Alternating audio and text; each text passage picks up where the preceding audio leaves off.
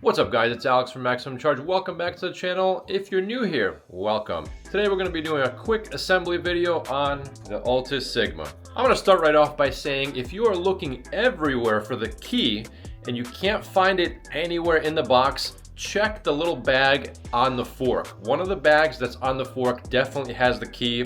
So if you spent 10 minutes like me looking for the key and you're thinking maybe they forgot to pack it in the factory, that's where it is. Second thing I'm going to say is I am in no way, shape, or form some kind of expert in assembling anything really. So if I did something wrong that could have been done better, actually I don't care because now I'm a Sigma male and I do what I want. And if you're watching this video because you bought one of these bikes, so should you. This is the first generation of these bikes, so I personally did a few tweaks during the assembly process to make sure this bike is going to run smoothly. But those small adjustments might not be necessary for future versions of this bike. This bike did come with a user's manual, but I didn't find any type of assembly guide in the box. So being the Sigma male that you now are, you're gonna go on YouTube and find out how to put this thing together, and here we are. Oh, and by the way, if you could tell, I did remove the plastics from this bike. That's gonna be for a future video that I'm gonna upload right after this one. So stay tuned for that. And without further ado, guys, let's jump right in.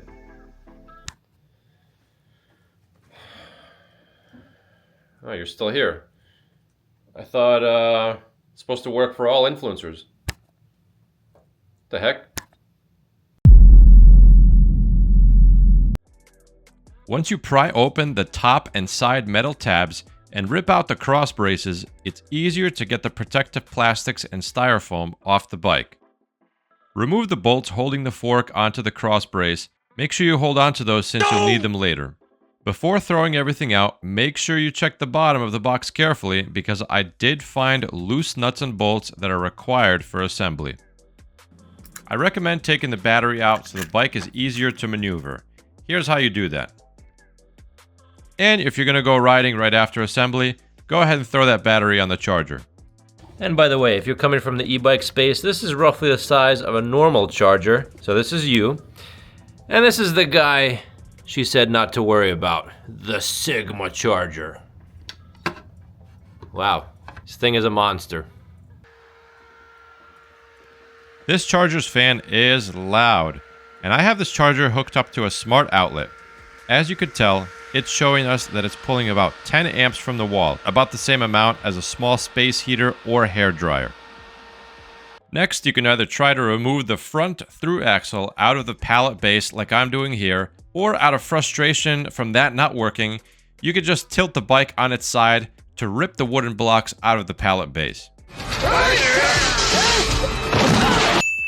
This bike does come with some basic tools, but I'd recommend having your own set of Allen wrenches and a ratchet set and whatever else you need. Look at this thing. This is a big boy. As for an assembly manual, I didn't find anything in the box, although the bike itself does come with an owner's manual, which will help you with maintenance. But as far as an assembly guide, I couldn't find anything in the box. I would definitely recommend getting one of these motorcycle stands. They're cheap, they're on Amazon. I'm gonna leave a link to this one in the description below. This is gonna help a lot in holding this bike up while we put it together. And it's also going to help for future maintenance. It took me forever to find the keys for this bike. I honestly thought that Altis forgot to pack them into the box, but they ended up being in one of these bags. So if you're stuck and you can't find your keys, check some of these little baggies that come in the bike. Now, as you can tell, this wheel is currently on the bike. It actually does come in its own box alongside the bike, but I have to put this front wheel on temporarily just to wheel the bike into the house. First things first, what we're going to do is actually remove these bolts for the disc rotor because I hear that they are actually loose. So what we're going to do is remove them, put some Loctite on, and then put them back in to make sure this disc brake rotor stays put. When I'm removing bolts from an e-bike, I'm okay with using power tools as long as it's set to the lowest setting, which it is right now. But when you're putting bolts back in, always do it by hand, never use power tools. So So here are those bolts. It doesn't look like there's any thread locker on there. There's some kind of red substance on there. I don't know if that's thread locker on, but we're gonna clean these off with rubbing alcohol, put some blue Loctite on there, and then put them back in. A little bit of that, and then put that back in. Do that for all the bolts. Now we're gonna loosely tighten them down. Once these are all loosely tightened down, tighten them fully in a crisscrossing pattern. In one of the styrofoam containers, you'll open it up, you'll get the kickstand, the 2 foot pegs, the mounting bracket for the front brake, the mounting brackets for the handlebar, but what we really need is this down here. Notice those spacers down there? We're gonna need those to mount the front wheel. We're gonna put one on one side and another down here. We're also gonna put a little bit of lubricant on this through axle. This, by the way, is Mobile 28. I find this to be great for many e-bike components. All right, next up, you want to get these 2 fork stanchions lined up and very carefully slide the through axle in.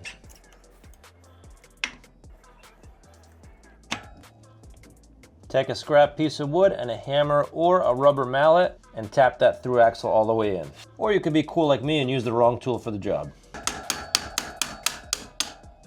And on the other side, you're going to add this nut to tighten it down. I cleaned this off and added blue Loctite already.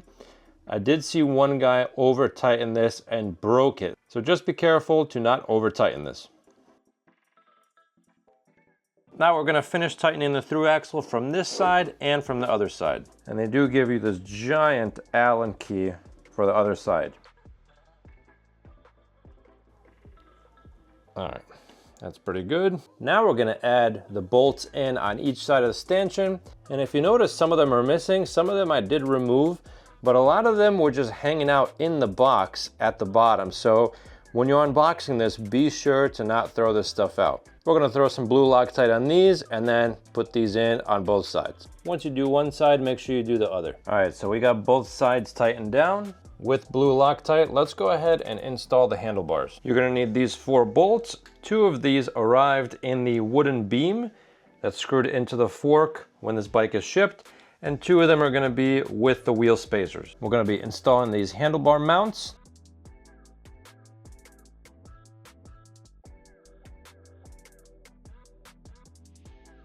Put some blue Loctite on there and bolt this down.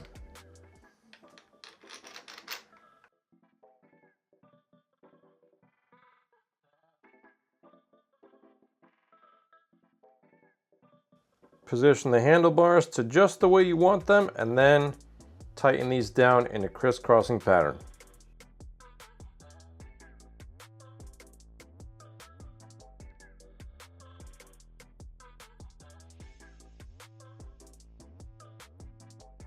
Now we're going to throw on the left-hand side brake lever and the left side controls. By the way, see that little Allen bolt sticking out right there? There's a little notch under the handlebar where that fits right in.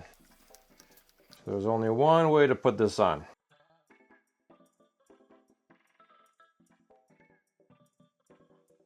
Tighten that down, but don't over tighten it. All right, and now for the brake lever.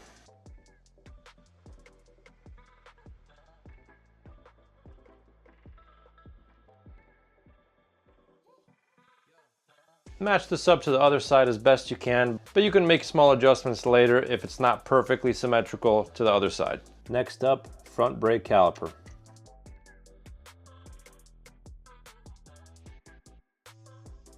Make sure the caliper is still loose. Next, what we're gonna do is try and center this caliper on the brake rotor itself. Now, I've seen some people do this with business cards or some kind of small spacer. What they do is they put one on one side of the rotor and the other to give the pad and the rotor just a bit of space. We're gonna do it without the business cards, without the spacer. And if you're a true Sigma male, a loner, and you don't have any friends to help you, we're gonna use the clamp method. We'll just clamp down that front brake. Now we know it's gonna be mostly centered on this rotor, and then tighten everything down. And as you could probably hear, it is rubbing just a tiny bit. That might get better after a few miles of riding, and if it doesn't, we're gonna make some small adjustments later on. but it looks okay. And yes, I did just redo it so that the brake line is on the inside of the fork, not on the outside. I did initially mount it on the outside because this zip tie for some people rips, and the brake line ended up touching the brake rotor, almost cutting the brake line. But what we're gonna do instead is remove this zip tie and install some better ones to make sure this brake line doesn't go anywhere.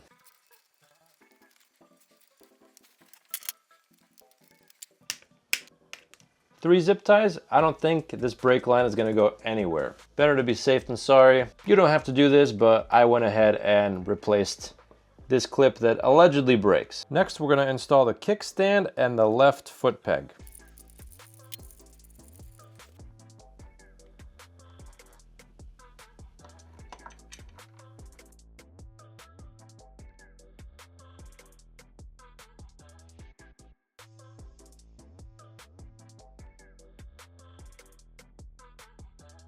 Now we're going to install the kickstand sensor, and something that was at the bottom of the box was this nut right here. That's clearly the second nut for the kickstand sensor, along with these little lock washers over here. I'm guessing it's for this. If it's not for this, ignore these washers, but I'm going to install these anyway.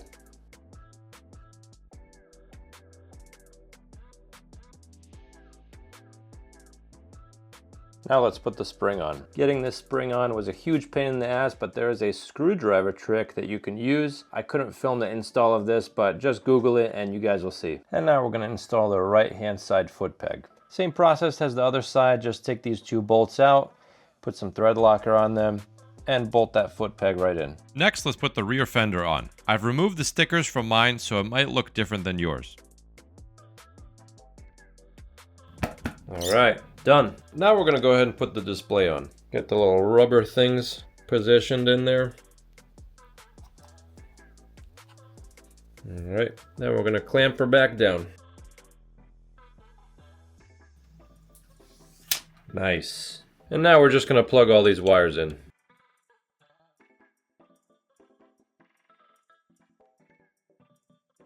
Oh, by the way, I did undo one zip tie when I was putting everything together, so now we're gonna just throw another zip tie on here to make sure everything stays snug and in place.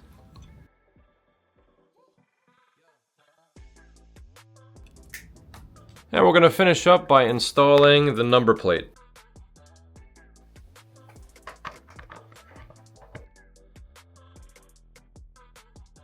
Something else we're gonna do is unclip this zip tie, because for some people, this wiring bundle is too tight when you turn the wheel left.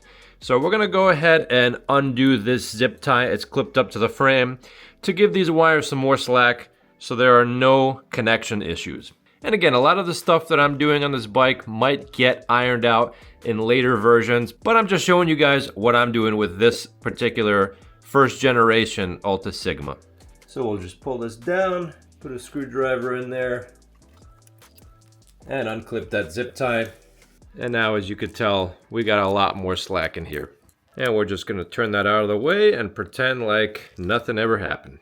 And I'm not gonna be installing the front fender for now, so we're gonna remove these two bolts that are down here. There was a third one over here, but it actually fell out while this bike was getting shipped. So remember guys, always check the bottom of the box for loose bolts and nuts, because I did find a few. Don't just be in a rush throwing stuff out, because you might throw something out that you actually need. Oh, and one more thing. This 3-button control panel has a bolt going through it that was missing. This bolt actually popped out as I was taking this bike out of the box. Somehow it wasn't tightened in. And I know it's very, very hard to see. There's a small notch in here where a square nut goes. That's something else that I found at the bottom of the box when I was unboxing the bike. So potentially one of the last steps you'll have to do is putting that square nut in there and then bolting this 3-button control panel back on. Now what you want to do is go over every single bolt and see if everything is tight, because sometimes things are loose that shouldn't be.